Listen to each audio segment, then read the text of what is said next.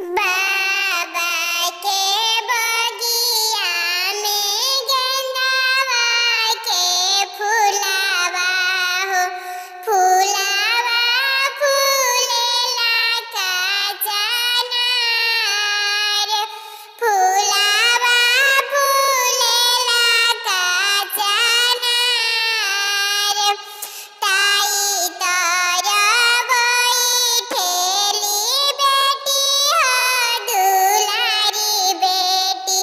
पढ़ेली कपिया किताब धीरे धीरे पढ़िया बेटी जोड़ा जानी पढ़िया हो सुनाली है ससुर जी तोहार सुनाली है ससुर जी तोहार का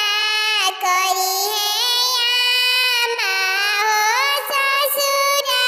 के लोगावा हो का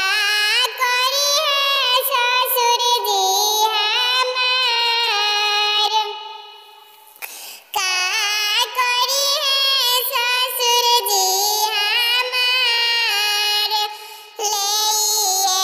के आइए बेटी डोलिया